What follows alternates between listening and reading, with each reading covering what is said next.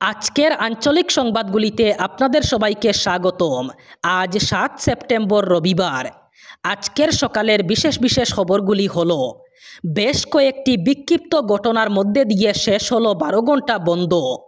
করিমগঞ্জ জেলার নাম পরিবর্তন নিয়ে গতকাল 12 ঘন্টা বন্ধের ডাক দিয়েছিল বিভিন্ন দল সংগঠন। এই বন্ধকে ঘিরে গতকাল শ্রীভূমি জেলায় বেশ কয়েকটি বিক্ষিপ্ত ঘটনা ঘটেছে। বন্ধকে ঘিরে বদরপুরে তীব্র উত্তেজনা ছড়িয়ে পড়ে। বদরপুর এনসি কলেজের ছাত্রছাত্রীরা 37 নম্বর জাতীয় সড়ক অবরোধ করে বিক্ষোভে সামিল হন। রাস্তায় টায়ার জ্বালিয়ে ও স্লোগান দিয়ে তারা গাড়ি চলাচল সম্পূর্ণভাবে বন্ধ করে দেন। পরিস্থিতি নিয়ন্ত্রণে আনতে গেলে পুলিশের সঙ্গে ছাত্রছাত্রীদের তীব্র সংঘর্ষ বাধে। অভিযোগ, ওই সময় সংবাদকর্মী এবং পুলিশ কর্মীদের লক্ষ্য করে প্রতিবাদকারীরা পাথর নিক্ষেপ করে। পরিস্থিতি উত্তপ্ত হয়ে উঠলে পুলিশ বাধ্য হয়ে লাঠিচার্জ করতে। এই ঘটনায় বেশ কয়েকজন ছাত্রছাত্রী আহত হন। অন্যদিকে দুই পক্ষের মধ্যে মারপিটের ঘটনার খবরও প্রকাশ্যে আসে। দুর্লভছড়া গ্রিড সাবস্টেশনের সংস্কার কাজের জন্য আজ আবার বন্ধ থাকবে বিদ্যুৎ পরিষেবা। দুর্লভছড়া এপিডিসিএল গ্রিড সাবস্টেশনের সংস্কারমূলক কাজের জন্য মেইন বেস আজ অর্থাৎ রবিবার সকাল 5টা থেকে বিকেল 3টা পর্যন্ত বিদ্যুৎ পরিষেবা বন্ধ থাকবে। এ নিয়ে দুর্লভছড়া বিদ্যুৎ বিভাগের কর্তৃপক্ষরা আন্তরিকভাবে দুঃখিত বলে জানিয়েছেন। আসন্ন বড়োল্যান্ড টেরিটোরিয়াল রিজিয়ন অথবা বিটিআর পরিষদীয় নির্বাচনের কারণে অসম সরকার আগামী 22 সেপ্টেম্বর 5 জেলায় সরকারি ছুটি ঘোষণা করেছে। এক সরকারি বিজ্ঞপ্তিতে এই খবর জানানো হয়। বিজ্ঞপ্তিতে স্পষ্টভাবে উল্লেখ করা হয়েছে, ওই দিন কোকরাঝার, চিরাং, বাক্সা, উদালগুড়ি এবং তামুলপুর জেলার অন্তর্গত সমস্ত সরকারি ও বেসরকারি দপ্তর, শিক্ষা প্রতিষ্ঠান, ব্যাংক, চা বাগান এবং ব্যবসায়িক প্রতিষ্ঠান বন্ধ থাকবে। উল্লেখ্য, গত 26 আগস্ট নির্বাচন কমিশন বিটিআর পরিষদের 40টি আসনের মধ্যে নির্বাচনের দিন ঘোষণা করে। মনোনয়ন প্রত্যাহারের শেষ তারিখ ছিল 6 সেপ্টেম্বর। নির্ধারিত সূচি অনুযায়ী 22 সেপ্টেম্বর সকাল 7:30 থেকে বিকেল 4টা পর্যন্ত ভোট গ্রহণ হবে।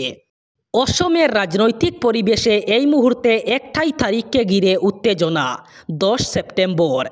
সংবাদ মাধ্যম থেকে শুরু করে সামাজিক মাধ্যম পর্যন্ত সর্বত্র ঘুরপাক খাচ্ছে এক প্রশ্ন, 10 সেপ্টেম্বর কী ঘটতে চলেছে।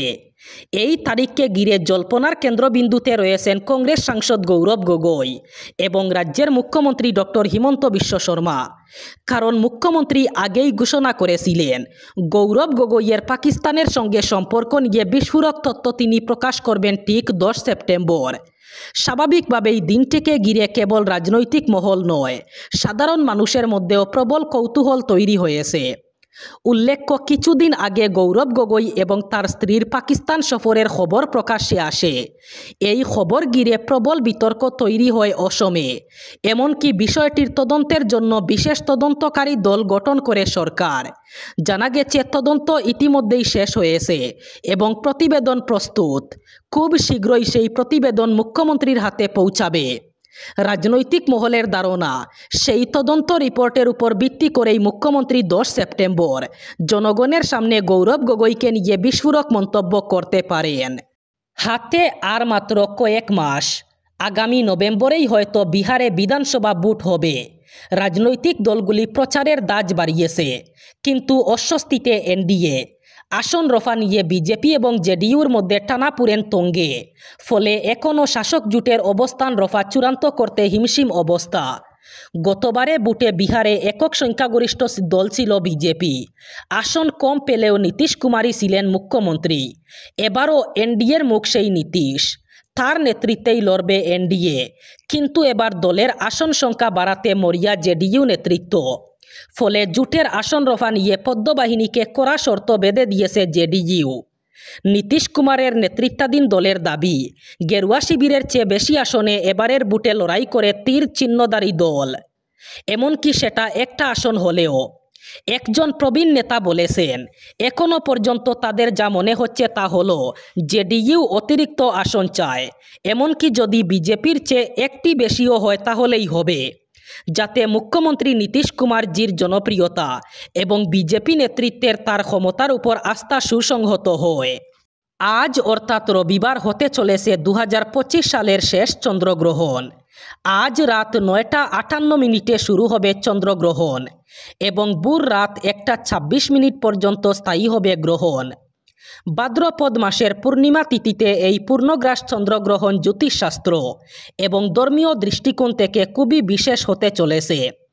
মোট 7 ঘন্টা 27 মিনিট স্থায়ী হবে এই গ্রহণ।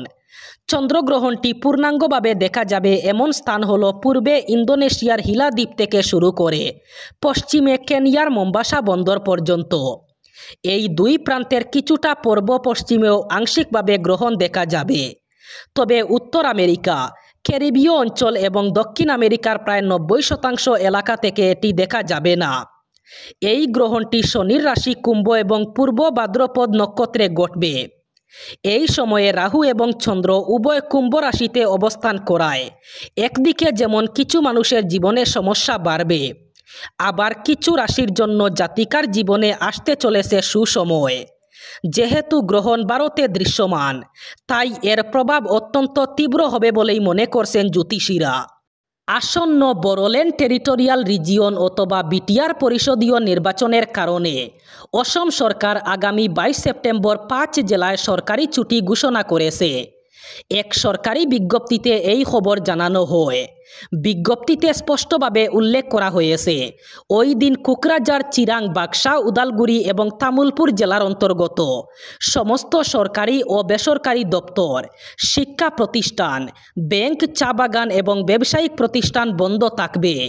উল্লেখ্য, গত 26 আগস্ট নির্বাচন কমিশন বিটিআর পরিষদের 40টি আসনের মধ্যে নির্বাচনের দিন ঘোষণা করে। মনোনয়ন প্রত্যাহারের শেষ তারিখ ছিল 6 সেপ্টেম্বর। নির্ধারিত সূচি অনুযায়ী 22 সেপ্টেম্বর সকাল 7:30 থেকে বিকেল 4টা পর্যন্ত ভোট গ্রহণ হবে। এবার বরাক উপত্যকার 3 জেলার আজকের আবহাওয়ার খবর। আজ 7 সেপ্টেম্বর রবিবার বরাক উপত্যকার 3 জেলায় হালকা বৃষ্টিপাতের সম্ভাবনা। আজ শিলচর, কাছাড়ে সর্বোচ্চ তাপমাত্রা থাকবে 32 ডিগ্রি সেলসিয়াস এবং সর্বনিম্ন তাপমাত্রা থাকবে 26 ডিগ্রি সেলসিয়াস। শ্রীভূমি, করিমগঞ্জে আজ সর্বোচ্চ তাপমাত্রা থাকবে 32 ডিগ্রি সেলসিয়াস এবং সর্বনিম্ন তাপমাত্রা থাকবে 26 ডিগ্রি সেলসিয়াস। হাইলাকান্দি জেলায়ও আজ সর্বোচ্চ তাপমাত্রা থাকবে 32 ডিগ্রি সেলসিয়াস এবং সর্বনিম্ন তাপমাত্রা থাকবে 26 ডিগ্রি সেলসিয়াস। আজ বরাক উপত্যকার 3 জেলায় বৃষ্টিপাতের সম্ভাবনা। এই ছিল আজকের সকালের গুরুত্বপূর্ণ খবরগুলি। ভিডিওটি অবশ্যই লাইক করবেন এবং চ্যানেলটি সাবস্ক্রাইব করবেন।